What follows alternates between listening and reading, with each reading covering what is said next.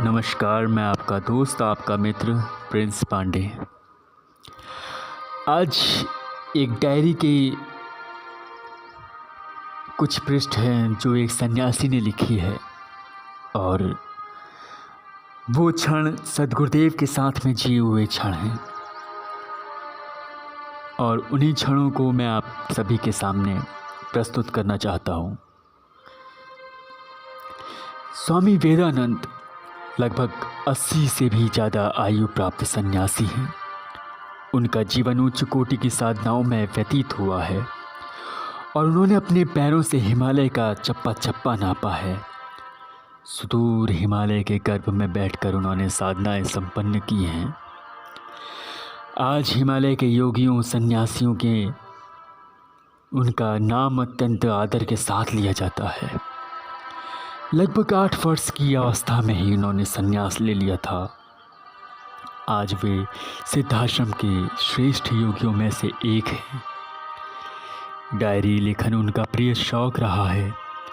उनके जीवन के यौवन काल में लिखी गई डायरी के कुछ पृष्ठ पाठकों को समर्पित हैं। स्थान कनखल, समय मध्याह्न। आश्चर्य है, ये कौन युवा सन्यासी है जो अत्यधिक आकर्षक और सम्मोहक है। जरूर कोई देवात्मा सन्यासी के रूप में अवतरित हुई होगी।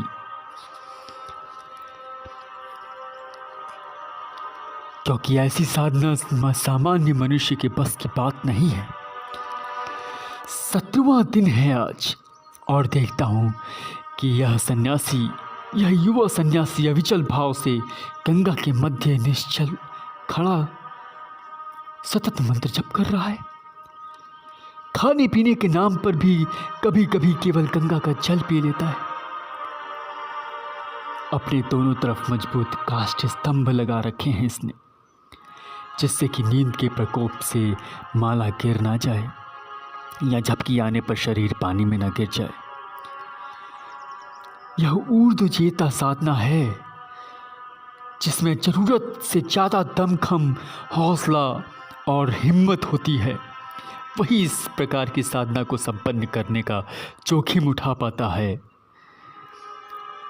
24 दिन की यह साधना अत्यंत कठिन और कष्टप्रद होती है, जिसमें सीने तक पानी में खड़े खड़े मंत्र जप करना होता है। भूख प्यास नींद को पूरी तरह से नियंत्रित कर सतत साधना संपन्न करनी पड़ती है।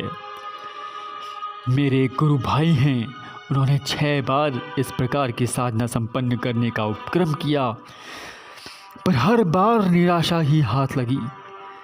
साधना के दौरान पानी में खड़े खड़े पांवों की नसें फूल जाती हैं और उसमें पानी भर जाने के कारण असहनीय पीड़ा होने लगती है।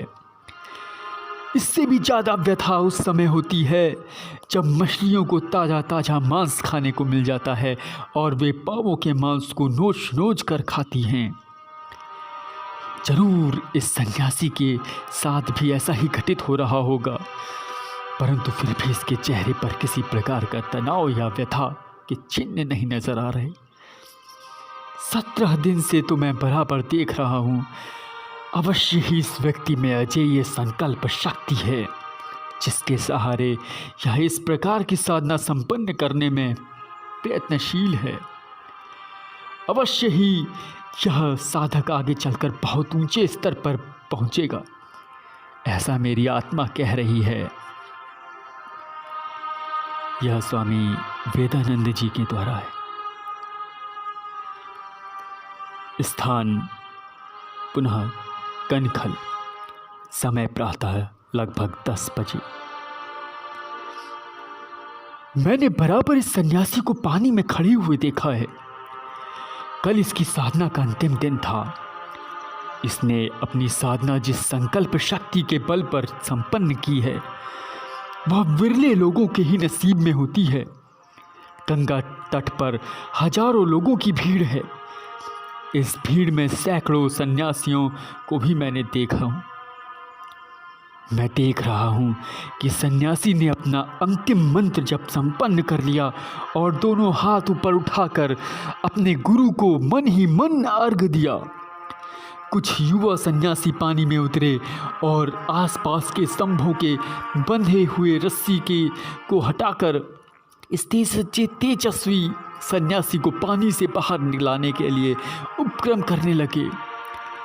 24 दिन एक स्थान पर खड़े होने से पांवों का खून जम सा गया था उसका। सन्यासी चलते हुए लड़खड़ा रहा था। उसे सहारा देकर बाहर लाया गया। उफ, उसके पांव छलनी हो गए हैं, नसें फूल गई हैं, पांवों को जगह जगह से मछलियों ने काट खाया है। कुछ स्थानों पर तो 1-1 इंच गहरे गड्ढे भी दिखाई दे रहे हैं।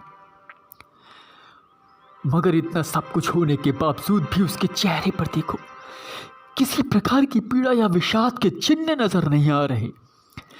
वास्तव में ही यह सन्यासी लौह पुरुष है। सारा आकाश उस सन्यासी की जय जयकार से गुंजरित हो रहा है। कुछ युवा सन्यासियों ने गर्म तेल से उसके पैरों की मालिश प्रारंभ कर दी। शायद ये युवा सन्यासी दृढ़ व्यक्तित्व के शिष्य हैं। जिस अप्रतिम संकल्प शक्ति के सहारे इस योगी ने यह साधना सिद्ध की है वह द्वितीय है। मेरा मन और शरीर स्वतः ही इनके चरणों में झुक गया है।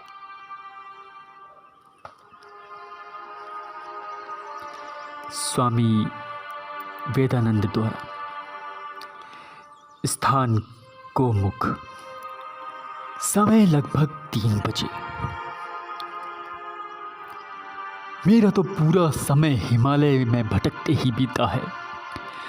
मेरे मन की यह बलवती इच्छा है कि मैं गंगोत्री में जाकर गंगा स्नान करूं और यदि संभव हो तो मैं गोमुख तक पहुंचूं।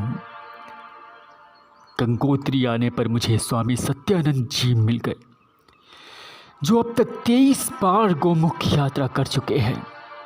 उनका साथ मिलने से मुझे विश्वास हो गया कि अब मैं अवश्य ही अपनी आँखों से गोमुख के दर्शन कर पाऊंगा, जहाँ पहली बार गंगा बूंद का रूप धारण करती है।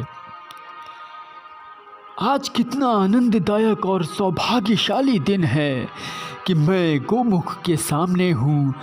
इतना आनंददायक दृश्य कि हजार मुँह से शेष नाग भी जिसका बखान नहीं कर सकते। प्रकृति यहाँ खुले हृदय के साथ अवस्थित है। एक एक दृश्य बांध देने लायक है। बर्फ की एक सुरंग सी बनी हुई मुझे दूर से ही स्पष्ट दिखाई दे रही है। इसी सुरंग से बूंद बूंद टपक कर पानी छलछलाता हुआ निकलता है और यही पानी आगे चलकर गंगोत्री पर पानी गंगा का रूप धारण कर लेता है। चारों तरफ कड़ाके की सर्दी थी। मैंने 3 स्वेटर और कंबल ओढ़ रखे थे, फिर भी मेरा पूरा शरीर थर्रा रहा था। परंतु यह क्या, सामने बर्फ की सुरंग के सामने मुहाने पर भयंकर शीत में भी कौन व्यक्तित्व अविचल भाव से बैठा है। मैं अपने कौतूहल को रोक नहीं पाया हूँ। मैं स्वामी सत्यानंद जी से उस तरफ चलने के लिए आग्रह करता हूँ। उनका कहना है कि उस तरफ जाना बहुत खतरे से खाली नहीं है।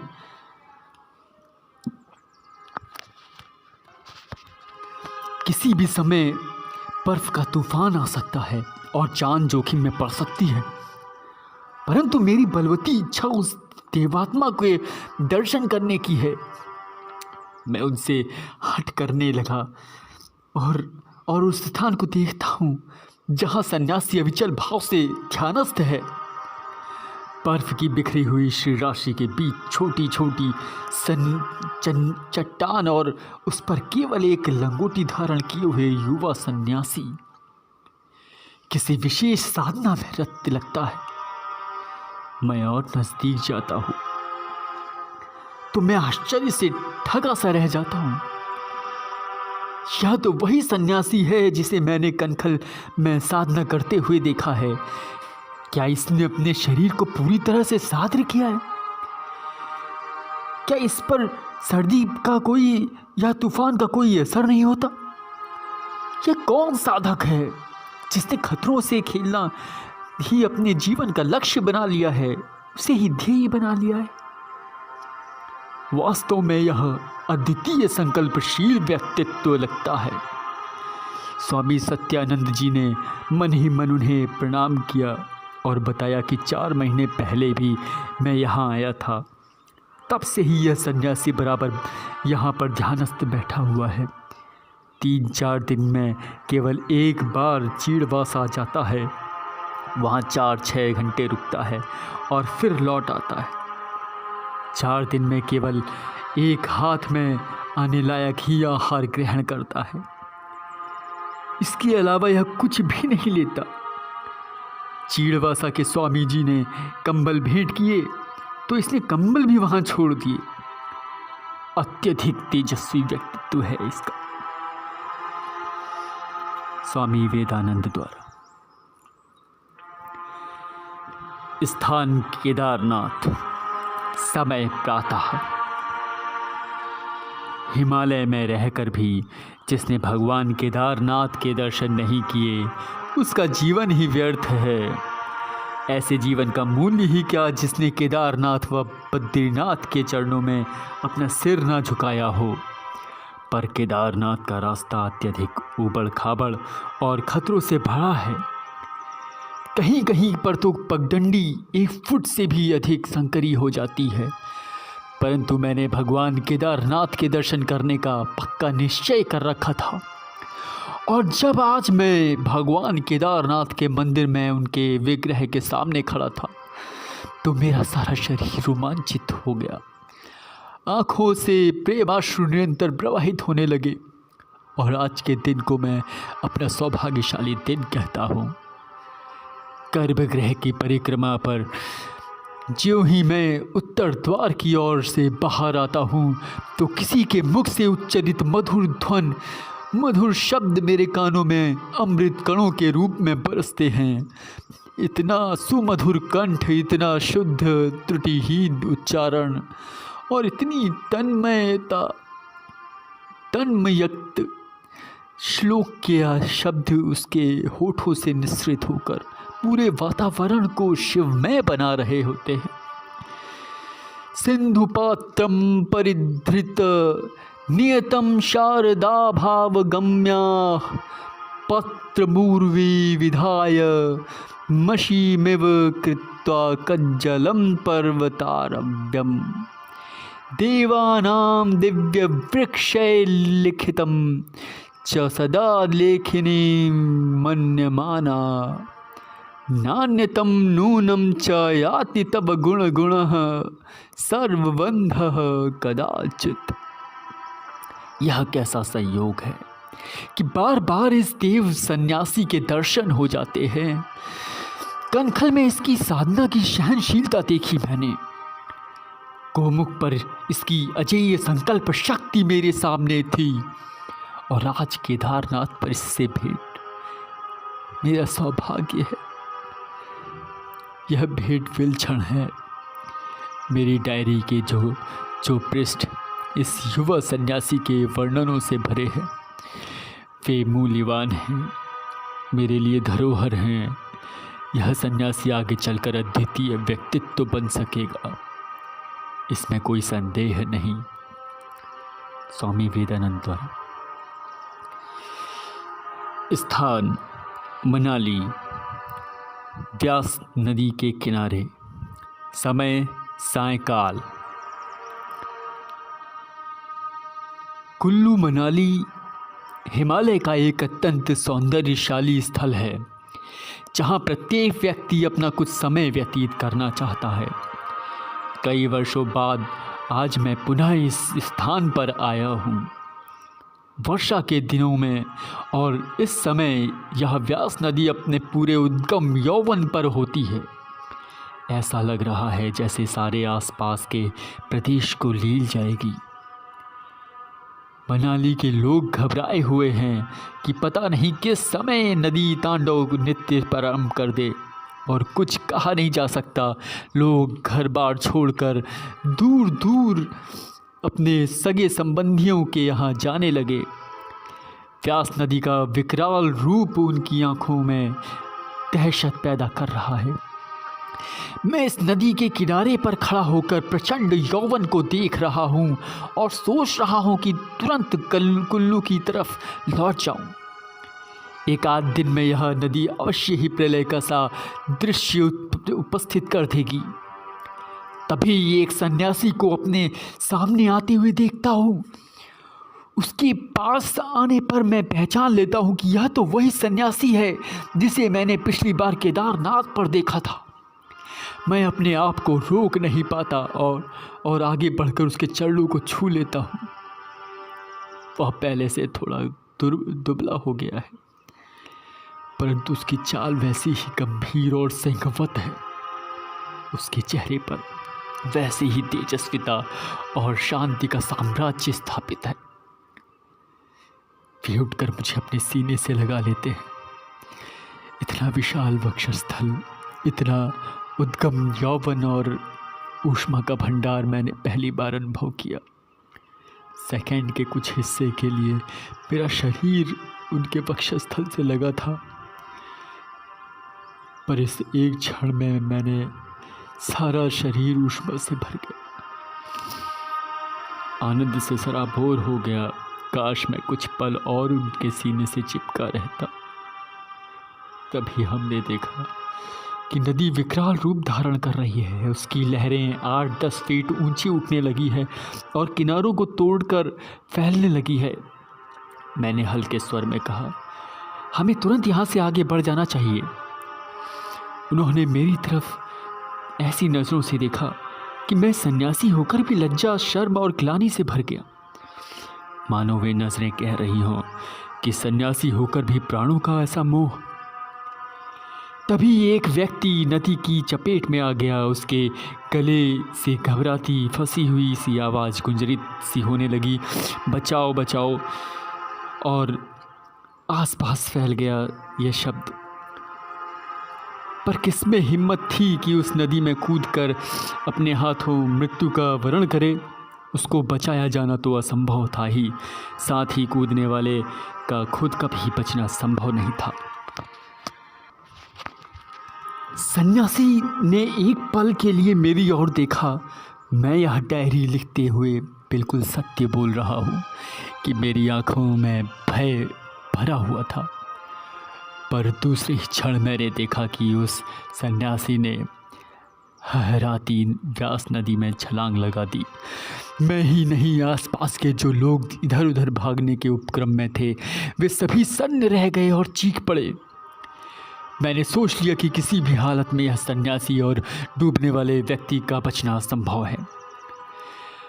अल्प समय में ही सन्यासी की मृत्यु इस प्रकार से हो जाएगी, मैंने ऐसी कल्पना भी नहीं की थी। इस तेजस्वी व्यक्तित्व को मृत्यु इस प्रकार से दबोच लेगी, यह सोचकर सारे शरीर में सिरहन सी हो रही थी। परंतु तभी हम सब ने देखा कि वह युवा सिरहन सी भर आई थी और वह युवा सन्यासी नदी की विपरीत धारा में उस व्यक्ति को खींचते हुए अपने कंधे पर लाद कर बहता हुआ किनारे की ओर आ गया। मेरे लिए तो यह सर्वथा अप्रत्याशित था कि लहरों के इस तांडव नृत्य में कोई बच गया, परंतु यहाँ सन्यासी अपने साथ उस व्यक्ति को भी ढोल चला रहा था। यह आश्चर्य घोर आश्चर्य था। सन्यासी का सारा शरीर लहरों से जूझने के कारण थका हुआ था, परंतु उसकी लंबी और बलिष्ठ भुजाओं में बेहोश व्यक्ति पड़ा हुआ था। सन्यासी ने उसे ज़मीन पर लिटाया और फिर उसके सारे शरीर को दबाकर विशेषकर पेट के बल लिटाकर उसके पेट से सारा पानी निकाल दिया। फिर नाक और मुंह में कृत्रिम सांस देते हुए सन्यासी को हमने देखा। तभी उस व्यक्ति ने आंखें खोल दी। हम सब लोगों के चेहरे प्रसन्नता से खिल उठे और उस सन्यासी के प्रति मानवीय कृतज्ञता से भर गए। उसे होश में आया देख सन्यासी खड़ा हो गया। उसके सिर पर हाथ रखा। हम सबको एक क्षण के लिए देखा और उसके होठों पर किंचित मुस्कुराहट फैल गई। उस एक मुस्कुराहट पर ही हम सबका जीवन शत न्यौछावर हो गया। पर तभी वह सन्यासी एक तरफ भीगे वस्त्रों में ही बढ़ गया। ना जाने उसने किसी को धन्यवाद देने का अवसर नहीं दिया और ना ही किसी प्रकार की कोई इच्छा ही बचाए रखी। इतना निष्प्रिय जीवन विरले लोगों में ही होता है। अपनी प्रशंसा से दूर रहने वाले उस सन्यासी का एक और रूप मेरे सामने साकार हुआ, जब कि यह साधना के क्षेत्र में तो अद्वितीय है ही, पौरुषता के क्षेत्र में भी इसकी कोई मिसाल नहीं है। इसकी भुजाएं, ऊष्मा से भरा हुआ वक्षस्थल और पुरुषोचित सौंदर्य का साकार पुंज, तेजस्वी व्यक्तित्व अपने आप में अद्वितीय है। इसके पास कुछ क्षण बिता देना ही इस जीवन का सौभाग्य है। खतरों से खेलना तो इस व्यक्ति का शौक है। मानवीयता की ऐसी मिसाल मिलना सहज संभव नहीं। स्वामी वेदानंद द्वारा। स्थान सिद्धाश्रम, समय प्रातःकाल। मेरे पूर्व जन्म के और इस जन्म के पुण्यों का उदय है कि मैं सिद्धाश्रम तक पहुंच सका हूं। मैंने तो जीवन में कभी सोचा भी नहीं था कि मुझे कभी सिद्धाश्रम पहुंचने का अवसर भी प्राप्त हो सकेगा, पर आज इस सिद्धाश्रम की दिव्य धरा पर आकर मैं अपने आप को रोमांचित सा महसूस कर रहा हूँ। यहाँ का कण कण पवित्र, दिव्य और मनोहारी हो गया है। यहाँ की धरती पर लौटने को तो जी चाहता है। यहाँ के एक एक कण के बदले यदि पूरा जीवन भी न्यौछावर हो जाए तो घाटे की बात नहीं होगी। मैं घूमता फिरता सिद्धाश्रम की सिद्ध योगा झील के किनारे पहुंच जाता हूँ। इतना स्वच्छ और पारदर्शी जल मैंने अपने जीवन में पहली बार देखा है। मैं देख रहा हूँ कि यहाँ साधु सन्यासी विचरण कर रहे हैं। युवा सन्यासी संध्या वंदना, अर्घ, जप, तप, ध्यान में लीन हैं। देवांगनाएं आसपास विचरण कर रही हैं और सारा वातावरण मनोहारी, मुग्ध और स्वप्निल सा है। तभी मैं सिद्ध योगा झील के किनारे एक स्वच्छ स्फटिक शिला पर बैठे हुए सन्यासी को देखकर पहचान लेता हूँ कि ये तो वही सन्यासी है जिन्हें मैंने कनखल में देखा था, गोमुख पर साधना रत पाया था, हहरादी नदी में छलांग लगाते हुए देखा है। यहाँ इनके स्वरूप को देखकर जीवन धन्य हो उठा। इतना दिव्य, इतनी तेजस्विता, इतनी तेजस्वी स्वरूप मैं पहली बार देख रहा हूँ इसे। यौवन और तपस्या की ज्योत्सना से आपूरित यह शरीर अपने आप में अद्वितीय है। देख रहा हूँ कि सामने सन्यासी और सन्यासियाँ बैठी हैं और सभी उस योगी निखिलेश्वरानंद जी के मुख से निकले हुए एक एक शब्द को ध्यानपूर्वक सुन रहे हैं। ये योगी, ये सन्यासी निखिलेश्वरानंद जी हैं जिनको मैं अभी तक देखता आया था। शब्दों का प्रवाह ऐसा है कि जी चाहता है कि वहीं उसी स्थान पर हज़ारों हज़ारों वर्षों तक बैठे रहूं। वे बोलते रहें, मैं सुनता रहूं। कई कई विशेषताओं, गुणों और तत्वों से संपन्न योगीराज निखिलेश्वरानंद जी को मेरा शत शत वंदन है। आगे की कड़ियाँ नेक्स्ट वीडियोस में देता रहूँगा। वीडियो पसंद आए तो प्लीज़ सब्सक्राइब कीजिएगा। धन्यवाद।